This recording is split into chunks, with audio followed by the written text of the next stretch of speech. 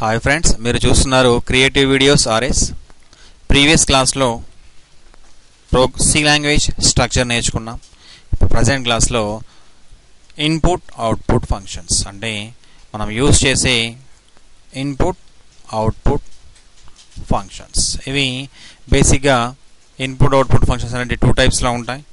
ఒకటేమో formatted input output functions and another one is unformatted input output functions.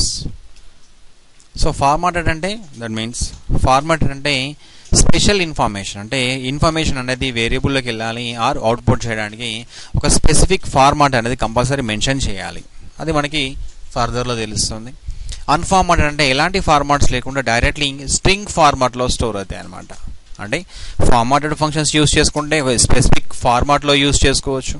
వెరాజ్ unformatted అంటే only strings ఫార్మాట్లో store చేయాలి అంటే అన్ఫార్మాటెడ్ ఫంక్షన్స్ యూజ్ చేసుకోవాలి ఫ్రెండ్స్. ఫార్మాట్ ఫంక్షన్స్లో మనకి మెయిన్గా యూజ్ చేసాం ప్రింట్ఎఫ్ ఫంక్షన్, ఇంకోటి స్కాన్ఎఫ్ ఫంక్షన్. ప్రింట్ఎఫ్ని ఏమంటామంటే అవుట్పుట్ ఫంక్షన్, స్కాన్ఎఫ్ని ఇన్పుట్ ఫంక్షన్. అంటే ప్రింట్ఎఫ్ అనేది యూజర్ స్క్రీన్ పైన ఇన్ఫర్మేషన్ డిస్ప్లే రావడానికి యూజ్ చేస్తాం. స్కాన్ఎఫ్ అనేది యూజర్ స్క్రీన్ నుంచి డేటా యాక్సెస్ చేసి ఒక వేరియబుల్లో స్టోర్ చేయాలంటే స్కాన్ఎఫ్ యూజ్ చేసుకోవాలి. And next one unformatted. So formatted, unformatted. So ఈ అన్ఫార్మాటెడ్లో మనకు వస్తాయి గెట్ క్యార్ అండ్ పుట్ క్యార్, దాన్ని పుట్సి అని కూడా అంటాం. Next gets, next puts. ఇవి unformatted input output functions friends. So ఇవి ఎక్కువ యూజ్ చేయం. మనం ఎక్కువ యూజ్ చేసేది ఫార్మాటెడ్ ఇన్పుట్ అవుట్పుట్ ఫంక్షన్స్. అందులో ఫస్ట్ వన్ ప్రింట్ఎఫ్. ప్రింట్ఎఫ్ అనేది ఒక output function. It is used to display the information. That is దీనివల్ల యూజ్ ఏంటి, మనకి అవుట్పుట్లో యూజర్ స్క్రీన్ పైన అవుట్పుట్ రావాలి అంటే కంపల్సరీ ప్రింట్ఎఫ్ ఫంక్షన్ యూజ్ చేయాలి. దీన్ని ఎలా యూజ్ చేసుకోవాలి, దాన్ని అంటాం సింటాక్స్. సింటాక్స్ అంటే ఒరిజినల్ ఫార్మాట్, ఒక ఫంక్షన్ యొక్క ఒరిజినల్ ఫార్మాట్నే సింటాక్స్ అంటాం. ఈ సింటాక్స్ ప్రింట్ఎఫ్ ఎలా ఉంటుందంటే printf bracket start double quotes escape key or constant slash, ఇందులోనే స్పెసిఫైడ్ యాక్సెస్ స్పెసిఫైడ్ని కూడా యూజ్ చేసుకునే ఫెసిలిటీ ఉంటాయి. So next double quotes close comma variable list, అంటే వేరియబుల్స్ మనకి ఏవైతే వేరియబుల్స్ యూజ్ చేస్తున్నామో ఏ వేరియబుల్ ఎక్కడ రావాలని కూడా మెన్షన్ చేసుకునే ఫెసిలిటీ ప్రింట్ఎఫ్ ఫంక్షన్లో ఉంటుంది ఫ్రెండ్స్. అంటే ప్రింట్ఎఫ్ ఫంక్షన్ యొక్క మెయిన్ కాన్సెప్ట్ ఏంటంటే యూజర్ స్క్రీన్ పైన ఇన్ఫర్మేషన్ డిస్ప్లే రావాలి అంటే ప్రింట్ఎఫ్ ఫంక్షన్ యూజ్ చేయాలి. సో దీనికి కామన్ ఫార్మాట్ అంటే దీని సింటాక్స్ ఏంటంటే ప్రింట్ఎఫ్ అని రాసి next braces open, next double quotes, escape keys, constant, specifier. అంటే ఈ మూడిట్లో ఏ పార్ట్ అయినా రాసుకోవచ్చు. ఒకవేళ స్పెసిఫైర్ కనుక యూజ్ చేస్తే కంపల్సరీ ఆ స్పెసిఫైర్ ప్లేస్లో ఏ వేరియబుల్ రావాలో ఆ వేరియబుల్ యొక్క నేమ్ యూజ్ చేయాలి ఫ్రెండ్స్. ఇందులో ఫస్ట్ వన్ ఎస్కేప్ కీస్ చూడండి. అంటే ఎస్కేప్ కీస్ ఏ విధంగా వర్క్ చేస్తాయి. ఎస్కేప్ కీలో స్లాష్ అని యూజ్ చేస్తాం. స్లాష్ అని మీన్స్ స్లాష్ అని, దీన్ని న్యూ లైన్లో రావాలి. దట్ మీన్స్ ఇన్ఫర్మేషన్ అనేది ఒక కొత్త లైన్లో రావాలన్నప్పుడు యూజ్ చేసుకోవాలి ఎస్కేప్ కీ స్లాష్ అని. Next slash t tab position. Tab position అంటే 8 క్యారెక్టర్ స్పేస్ రావాలి. అంటే ప్రజెంట్లీ ఆల్రెడీ కర్సర్ ఎక్కడ ఉంటుందో యూజర్ స్క్రీన్ పైన, సో 8 క్యారెక్టర్స్ మూవ్ కావాలంటే స్లాష్ టీ యూజ్ చేయాలి. స్లాష్ బి అంటే ఒక బ్యాక్ స్పేస్ వెనక్కి రావాలి అన్నప్పుడు యూజ్ చేసుకోవాలి స్లాష్ బి. అండ్ స్లాష్ ఏ అంటే ఆ ఇన్ఫర్మేషన్ వస్తున్నప్పుడు ఒక బీప్ సౌండ్ కూడా రావాలి సిస్టమ్ ద్వారా. ఇది సిపియులో ఉన్న స్పీకర్ ద్వారా వస్తుంది. ఆ బీప్ సౌండ్ రావాలంటే స్లాష్.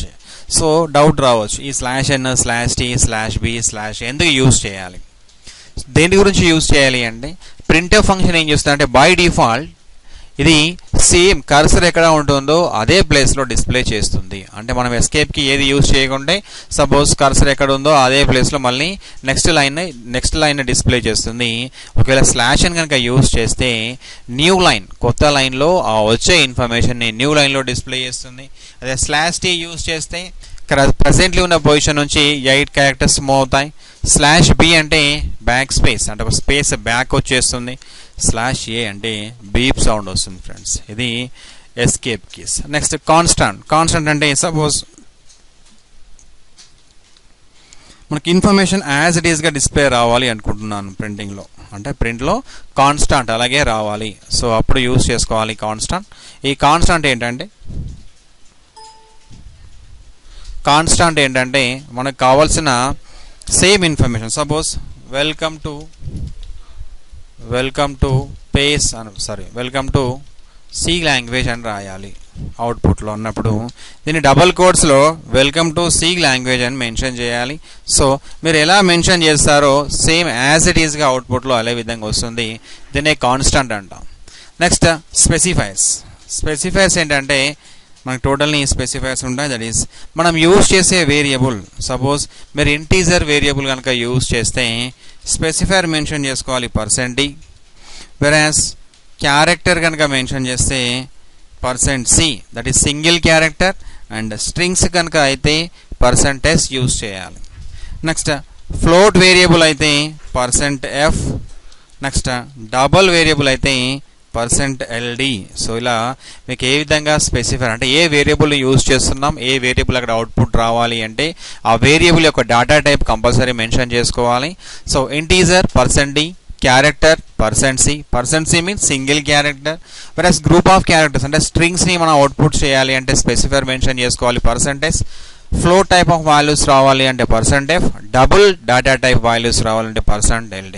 ఇది అబౌట్ ప్రింట్ఎఫ్ ఫంక్షన్. అంటే ఈ ప్రింట్ఎఫ్ ఫంక్షన్ వలన యూజ్ ఏంటి, మెయిన్ యూజ్ ఏంటి, it will display the information. ఇది మనకి యూజర్ స్క్రీన్ పైన ఇన్ఫర్మేషన్ డిస్ప్లే చేయడానికి యూజ్ చేసుకుంటాం ప్రింట్ఎఫ్ ఫంక్షన్.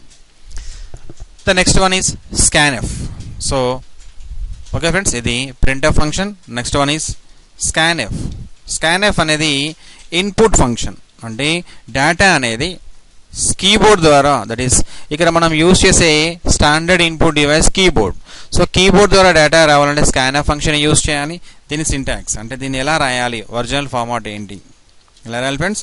స్కాన్ఎఫ్ డబల్ కోట్స్లో directly use specify variable name ఇలా యూజ్ చేసుకోవాలి. అంటే స్పెసిఫైర్ ఎప్పుడు స్పెసిఫైర్ మెన్షన్ చేయాలి. ఫర్ సపోజ్ ఇక్కడ నేను ఎంటర్ ఏ అని ఇచ్చాను, ఈ ఏ అనే వేరియబుల్ డేటా రావాలి అన్నప్పుడు యూజ్ చేసుకోవాలి స్కాన్ఎఫ్. సో ఇంటీజర్ కాబట్టి స్పెసిఫైర్ %d, సో ఏ అనేది ఒక వేరియబుల్, ఆ వేరియబుల్కి డైరెక్ట్లీ వాల్యూ స్టోర్ కాదు, we can use its address of a అని డిక్లేర్ చేసుకోవాలి.